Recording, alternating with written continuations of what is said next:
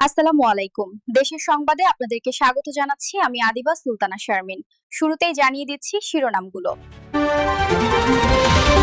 ছাত্রদল সহ ৫ প্যানেল ও ৫ স্বতন্ত্র প্রার্থীর নিশ্চিত পরাজয় জেনে বয়কট, মন্তব্য শিবিরের। দায়িত্ব থেকে সরে দাঁড়িয়ে পুনর্নির্বাচন দাবি ৩ শিক্ষকের।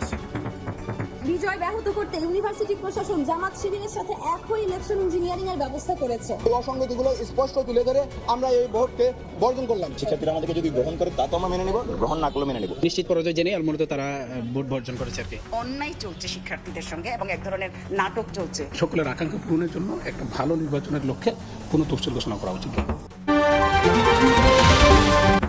ম্যানুয়াল পদ্ধতিতে ভোট গণনায় সময় লেগে যেতে পারে কাল দুপুর পর্যন্ত। গণনাটি ম্যানুয়াল পদ্ধতি হবে, সুতরাং ইট টেক্স টাইম। যদি সময় লাগে তাহলে কালকে দুপুরে হতে পারে, কালকে বিকেলে হতে পারে। জুলাই সনদ স্বাক্ষরে প্রস্তুত বিএনপি। সাংবিধানিক বিষয়গুলো সংসদের সুরাহার পক্ষে মত। বিশেষ আদেশে বাস্তবায়ন চায় জামাত, গণপরিষদের দাবিতে অনড় এনসিপি। নির্বাচন বিঘ্নিত করতে পল্লী বিদ্যুৎ কর্মীদের কর্মবিরতি, গোয়েন্দা তথ্যের বরাতে জ্বালানি উপদেষ্টা। কাজে যোগ না দিলে আইনি ব্যবস্থার হুঁশিয়ারি।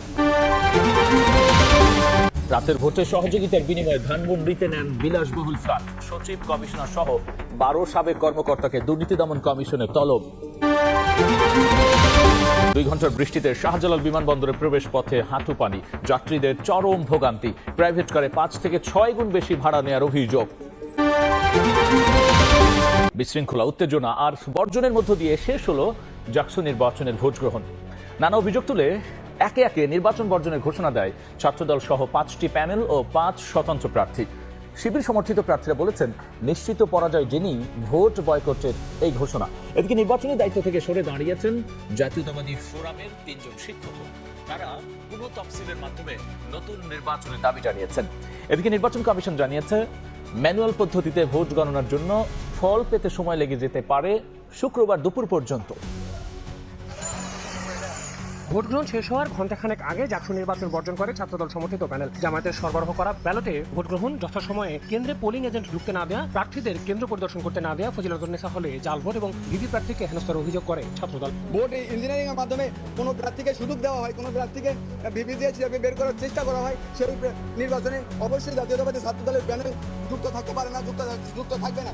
আমরা যার জন্য এই অসঙ্গতিগুলো স্পষ্ট তুলে ধরে আমরা এই ভোটকে এখনই বর্জন করলাম। এই প্রতিক্রিয়ায় শিবির সমর্থিত প্যানেলের প্রার্থীরা বলেন, নিশ্চিত পরাজয় জেনে ভোট বর্জন করেছে ছাত্রদল। আমরা শিক্ষার্থীদের ম্যান্ডেট নিতে চাই, শিক্ষার্থীরা আমাদেরকে যদি গ্রহণ করে তা তো আমরা মেনে নেব, গ্রহণ না করলে মেনে নেব। কিন্তু কেউ যদি শিক্ষার্থীদের কাছে হেরে যাওয়ার ভয় কোনো সিদ্ধান্ত নেয়, সেটা আসলে আমাদের ব্যক্তিগত ব্যাপার।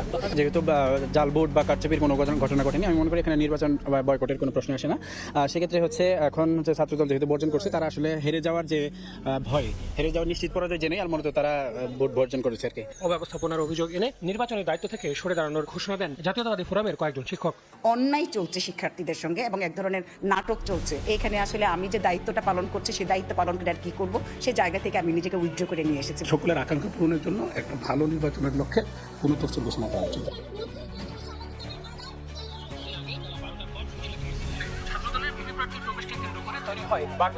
ঘণ্টাখানেক বন্ধ থাকে ভোট গ্রহণ। নারী শিক্ষার্থীদের কেন্দ্রে পুরুষ প্রার্থী প্রবেশ করা নিয়ে ওঠে নিরাপত্তা শঙ্কার অভিযোগ। আর ছাত্রদল বলছে, শিবির কেন্দ্রে ঢুকেছে এমন খবর পেয়েই তারা অভিযোগ জানাতে গেছেন। সাধারণ সকল শিক্ষার্থী বলছে যে তাদের প্রাইভেসি হার্ম হয়েছে, কিভাবে তারা কোনো ধরনের পারমিশন ছাড়া, অনুমতি ছাড়া অনিয়মতান্ত্রিক ভাবে মেয়েদের হলে প্রবেশ করলো, এটার কোনো উত্তর এখন পর্যন্ত আমরা পাইনি। একই কারণে উত্তাল হয়ে ওঠে তাজউদ্দিন হলের ভোট কেন্দ্র। কিছুক্ষণ বন্ধ থাকে ভোট গ্রহণ। উত্তেজনা দেখা যায় জাহানারা ইমাম হলেও। শিবিরের যারা প্রার্থী আছে, জিএস প্রার্থী আছে এবং ভিপি আছে, তারা দল নিয়ে মেয়েদের হলে প্রবেশ করেছে। ম্যানুয়াল পদ্ধতিতে গণনা করায় ফলাফল আসতে অপেক্ষা করতে হতে পারে শুক্রবার দুপুর পর্যন্ত। আমি যতটুকু জানি গণনাটি ম্যানুয়াল পদ্ধতি হবে, সুতরাং ইট টেক্স টাইম। হ্যাঁ, এটা বলা মুশকিল আসলে। যদি সময় লাগে তাহলে কালকে দুপুরে হতে পারে, কালকে বিকেলে হতে পারে। এদিকে নির্বাচন চলাকালে ক্যাম্পাসে অবৈধভাবে অবস্থানের অভিযোগে ছাত্রদলের কেন্দ্রীয় সহসভাপতি হাফিজুর রহমান সোহানকে আটক করে পেট্রোলিয়াম বডি। এবার অন্য খবর। সংস্কার বাস্তবায়নে জুলাই সনদে স্বাক্ষরের জন্য প্রস্তুত বিএনপি, তবে সাংবিধানিক বিষয়গুলো সংসদের সুরাহার পক্ষে দলটি। অন্যদিকে সনদ বাস্তবায়নে বিশেষ সাংবিধানিক আদেশ জারির দাবি জানিয়েছে জামায়াত ইসলামী। আর সনদ বাস্তবায়নের প্রক্রিয়ার গণপরিষদ নির্বাচনের দাবিতে অনড় এনসিপি। রাষ্ট্র সংস্কারের রাজনৈতিক দলগুলোর ঐক্যমতের ভিত্তিতে চূড়ান্ত জুলাই সনদ। 2 দফায় দলগুলোকে খসড়া পাঠিয়ে মতামত নিলেও আবারও পাঠানো হবে চূড়ান্ত রূপে। কিন্তু এর বাস্তবায়ন হবে কোন পদ্ধতিতে, এ নিয়ে দলগুলোর সঙ্গে বৈঠকে বসে জাতীয় ঐক্যমত্য কমিশন। উঠে আসে অধ্যাদেশ জারি, নির্বাহী আদেশ, গণভোট এবং নির্বাচিত সংসদের মাধ্যমে সংস্কার সহ বেশ কিছু মতামত।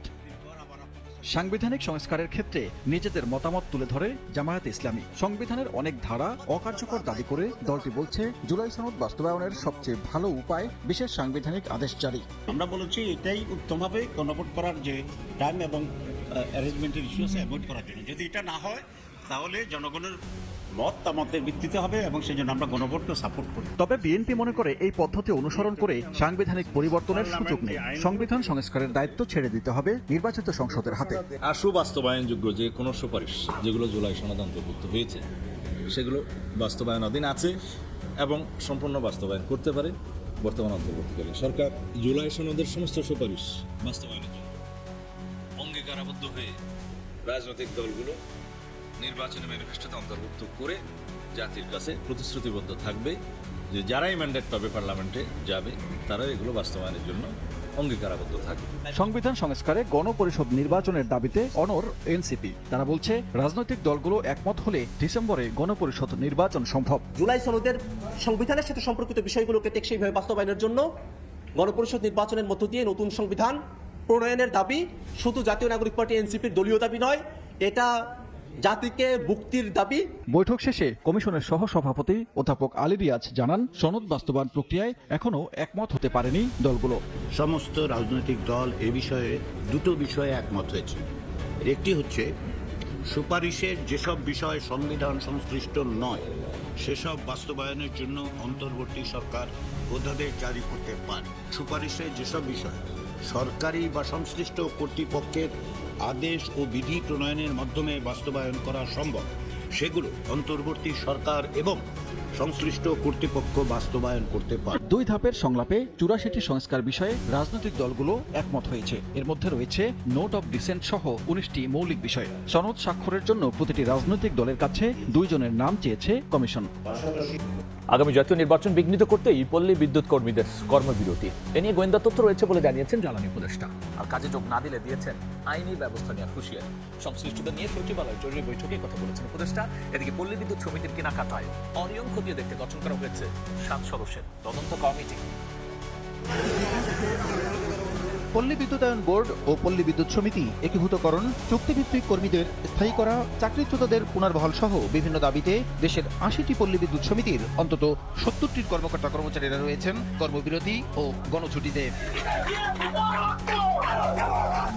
বিদ্যুৎ সেবা বিঘ্নিত হওয়ায় আন্দোলনকারীদের 24 ঘন্টার মধ্যে কাজে যোগদানের নির্দেশ দিয়েও মেলেনি সাড়া। সমিতিতে কিছু এমন পরিস্থিতিতেই সংশ্লিষ্টদের নিয়ে সচিবালয়ে জরুরি বৈঠকে বিদ্যুৎ ও জ্বালানি উপদেষ্টা। কাজে যোগ না দিলে দেন আইনগত ব্যবস্থা নেয়ার হুঁশিয়ারি। সামনে নির্বাচন আছে, তো এখানে যে সবাই যে নির্বাচন চায় তা তো না, অনেকে নির্বাচনটাকে ব্যাহত করতে চেষ্টা করতেছে। গোয়েন্দা রিপোর্ট আছে, সেখানে বলা আছে যে এখানের মধ্যে এই জাতীয় এরাও এখানে হয়তো যোগ দিয়ে থাকতে পারে। আমরা বলছি যেখানে এই ঘটনা ঘটবে সেটা যাতে আইন অনুযায়ী বিধি অনুযায়ী এগুলো ইয়ে করা, তারা এমন কোনো কাজ করবেন না যাতে তাদের এই যে একটা গণছুটির আবেদন যাতে আমরা গ্রহণ করতে বাধ্য না।